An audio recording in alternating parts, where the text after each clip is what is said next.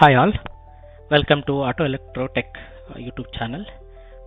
In the series of Diagnostic Specification ISO 14229, we are going to discuss about UDS Diagnostic Trouble Codes, that is DTC. So we'll see what is DTC overview. What are Diagnostic Trouble Codes? Diagnostic trouble codes are standardized alphanumeric codes that identify specific malfunctions or issues within the vehicle system. They serve as a primary communication method between electronic control units and diagnostic tools, as already mentioned in the slides.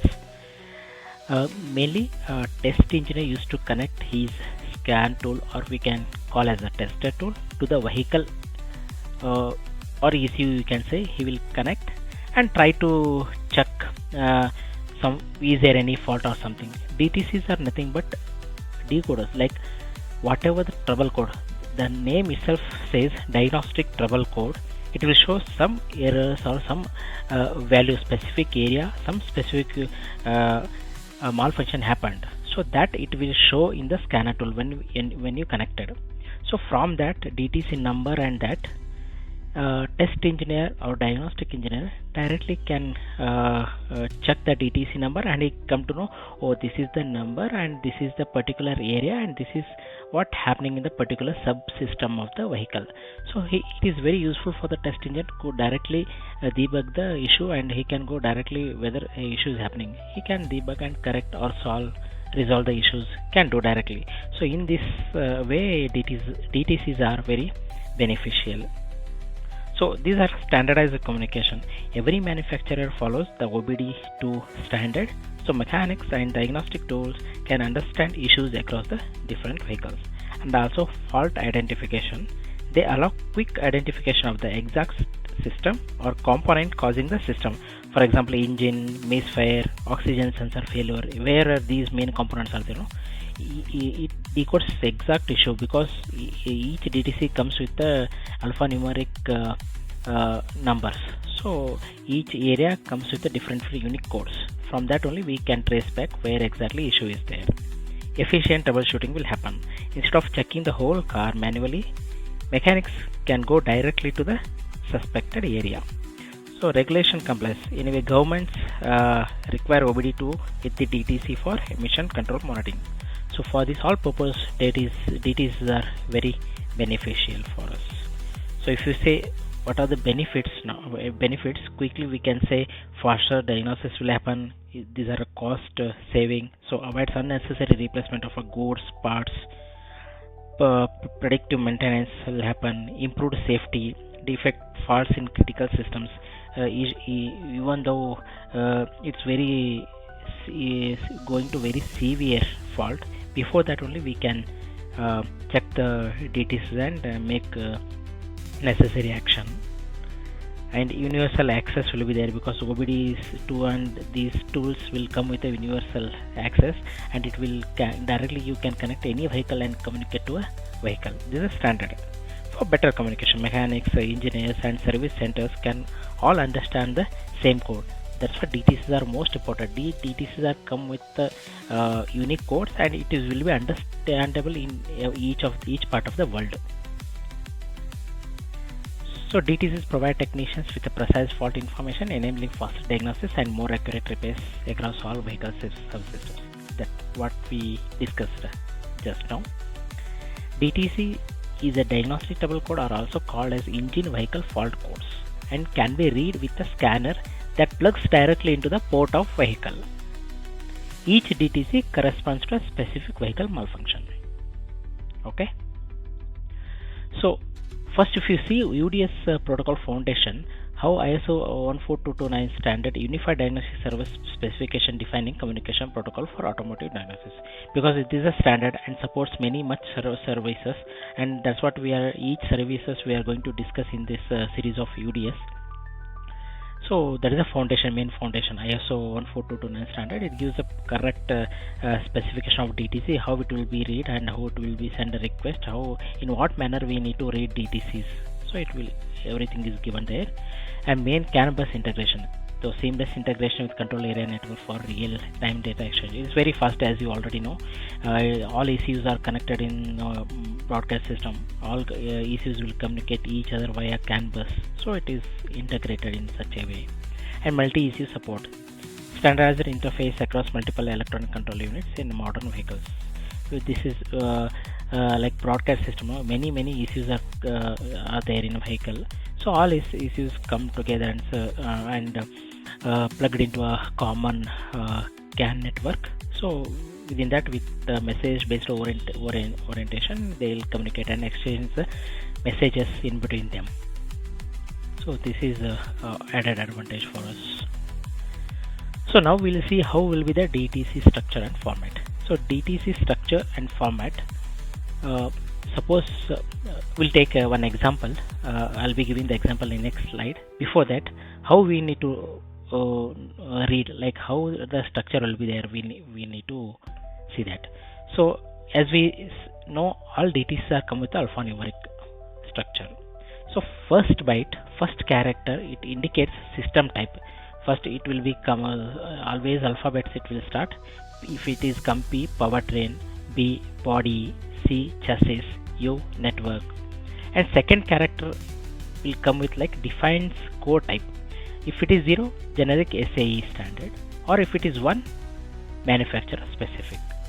And next remaining byte, remaining whatever bits we have, remaining digits specify subsystems and exact fault condition within that system. So this is the structure will come. First will be alphabets, next will be a second character, it will be generic or manufacturer specific, and remaining will be a subsystem of the overall vehicle system. So if you go, we'll take one example, DTC P0128. The tester now connected his test engineer connected his tester to a vehicle. Now he is reading one DTC, that is P0128. So he's seeing, he want to know where is the exact fault is there. So how we need to decode? See, first as we see, DTC codes are 5 characters long. Each character in the DTC provides a different piece of information about the vehicle's problem. The first character is always a letter. We saw it here. First character always a letter here. This first character always comes with a letter. It indicates which control system has an issue and has the following possible values and meanings. So suppose first letter is P, as we already see, P is already coming with our example, means P is related to powertrain, refers to the engine, transmission, fuel system and associated accessories. If we see C at the starting, it's nothing but chassis, refers to mechanical system generally outside the passenger compartment such as steering, suspension and braking. So all this outside the compartment what we have. If we see B at the starting, it's nothing but body, refers to parts of mainly found in the passenger compartment area where we are seeing the body of the vehicle. If you see U, that is related to network, refers to the vehicle's onboard computer and related systems. The second character is a digit. So our second character we have 0 here. So we saw the second character is a digit, typically 0 or 1, and shows whether or not the code is standardized, whether it is standardized or is a manufacturer specific. Now we have 0, it is nothing but standardized. Okay. Next. So 0 indicates that the code is generic, standardized SAE, Society of Automotive Engineers code. Generic codes are adopted by all cars that follow the OBD standard. And 1 indicates that the code is a vehicle manufacturer specific. 0 is a standard and 1 is vehicle manufacturer specific. These codes are unique to specific car make or model and are typically less common. Okay. Next, 2 or 3 are more rare and their meanings are dependent on the preceding letter of the code. Most of the time 2 or 3 indicates that a code is manufacturer specific, only a few exemptions. So most of the time we'll be seeing 0 or 1. Okay, and 2 and 3 here letters are more rare and their meanings are dependent on the preceding letter of the code. We'll see the third character is also digit ranging from 1 to 8. See, 2 and 3 we saw rare because every time 0 or 1 only will get. One is standard, one is manufacturing. 2 and 3 you forget it. Most of the time generally we configured with 0 or 1. P we saw powertrain, 0 is a standardized. Next, third bit, if you see, the third character is also 8 digit ranging from 1 to 8. This reveals the subsystem at fault. So next, third bit we have 1 here. 1 means here refers to the fuel or air metering system. If you get 2 instead of that, refers to fuel or air metering injection system. If it is 3, it refers to the ignition system. Or if it is 4, refers to the emission system.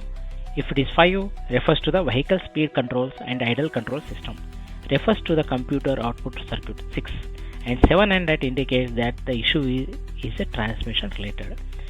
Based on these digits, the ISO specified these digits are meaningful to these subsystems only. We got 1. We came to know refers to the fuel or air metering system. In this subsystem only some issues is there. Okay, like that we can decode it.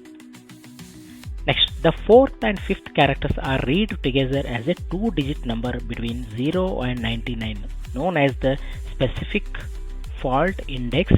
These characters identify the exact issue of the vehicle. So 28 we read together. These two only, it indicates exact issue of the vehicle. So now this is the example of DTC, how we usually read or decode the DTC. We come to know how we'll read the DTC. Next, we have DTC categories in UDS. Many of you guys came across these different categories. We will be discussing in next session in detail. So just as an overview, we need to know what are the categories are there for DTC. First, we see confirmed DTC. Active faults currently present in the system requiring immediate action or immediate attention. These are confirmed DTC. So we can't postpone it. It's some indication it will give that we need to take action immediately. Those DTCs are categorized as a confirmed DTC. Pending DTC. Intermittent faults detected but not yet confirmed through multiple drive cycles. We have multiple drive cycles, but intermediate it will come, but it is not confirmed. We can't say it is a fault now. So those are categorized as a pending DTC. Historical DTC. Previously active faults stored for a diagnostic history and pattern analysis. So some confirmed or severe DTCs we used to store in a non-volatile memory (NVM). Some faults will be stored because of the analysis pattern, how these faults are coming. For analysis, that we need to store. Those we used to call as historical DTCs. Permanent DTCs. Critical emission related codes that cannot be cleared until proper repair completion. You have to go service and get repaired. Then that time only we need to erase or something from non-volatile memory. That we used to call as a permanent DTCs. These are the overall categories of DTCs in UDS. So UDS DTC services, mainly two services we used to use here in according to the ISO 14229 specification. One is read DTC information, that is service 19. It has we'll discuss in later in our session. Service 19 has many sub functions. Okay, that read DTC information 0x19 retells stored diagnostic trouble codes from the ECU memory. So this one service we are using. And one more service is their UDS service, that is clear diagnostic information. Clear diagnostic information is 0x14, erases DTCs and associated freeze data. If you want to clear some faults, you need to send a request. That is one more. This is the clear diagnostic information. This is one of the services in UDS that we are using for clearing the faults.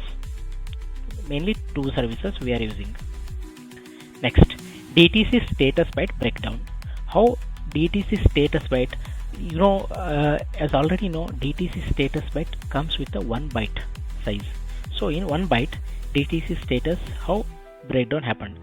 So like this, first 8 bytes status first status bits is a 8 bits total 8 bits. Individual flags indicating test result or fault confirmation and warning lab status, etc. is there. We'll see next slide what are the each bit refers to. That main we have status bits 8 and test status we have 4, like not complete, complete, failed and passed test results combination. Like this we have 4 states. Next lamp states we have 2, warning lamp requested and confirmed malfunction indicator status. Like this breakdown has happened. So this is the overall DTC status byte table. So 8-bit position, each bit has a very much meaningful for test engine or diagnostic or for us. So what it is say, DTC status byte, DTC overall 3 bytes. In that last byte is a status byte or something. First, so 1 byte of status byte. This status byte only we come to know what is the status of that DTC. So first bit if you see 01 test failed, means the test for this DTC has failed at least once during the current monitoring cycle. Means this bit shall indicate whether or not a diagnostic test has reported a test failed result at any time during the current operation cycle. So 0, if it is 0, result has not been reported during the current operation cycle or after a call was made to clear diagnostic information during current operation. So we have 0 or 1, right? Like this. If it is 1, then result was reported at least once during the current operation cycle. So next bit 2, so this is 0th bit, bit 1 will say bit 0 or bit 1. Next bit we have pending DTC. So sorry, this is for 2. Test failed this operation cycle. Test failed this operation cycle.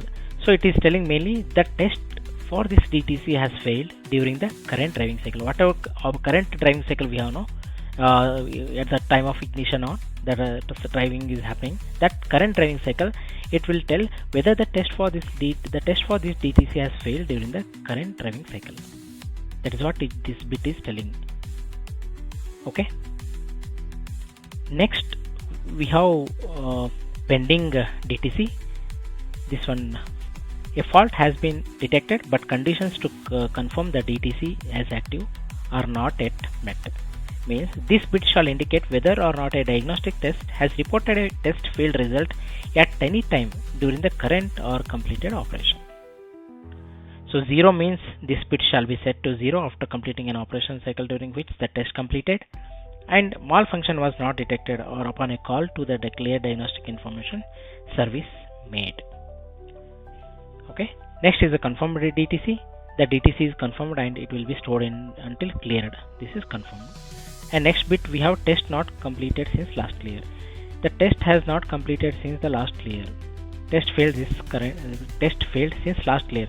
We used to call that 14 service rate. We saw to clear diagnostic information. When we send at the from that since that call test failed since last clear. Whether it's failed or not, it will tell. 0 means it's not and 1 means it is failed. And test not completed this cycle means test has not yet run during the current driving cycle. And obviously 7th bit is the warning indicator. The fault was requested the malfunction indicator lamp or check engine light. Okay.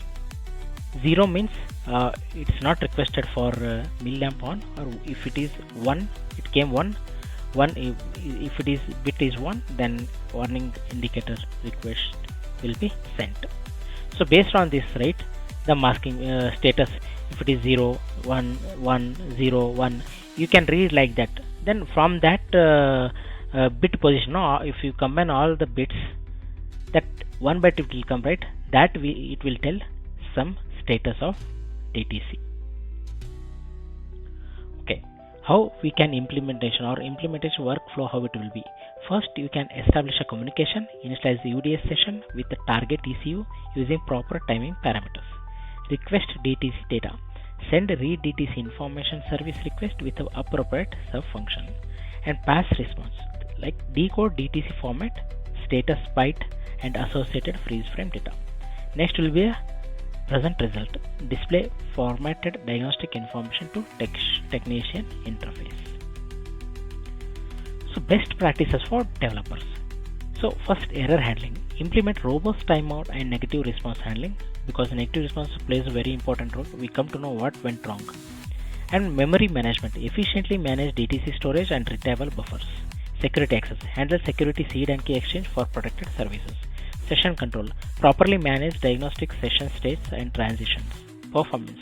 Optimize request timing to prevent ECU overload. So some next steps, or we can bonus suggestions we can say. So hands-on implementation. Begin integrating UDS DTC services into your diagnostic tool architecture. Testing and validation. Validate implementation against multiple ECU types and vehicle platforms. It will give enough experience to us to get to know about all DTCs and Service 19, Service 14 to get hands-on experience. And continuous learning will be there. Stay updated with evolving ISO 14229 specifications and OEM requirements. That's it for now. Thank you for watching. If you have any doubts or you want to add something, please do comment. Thank you.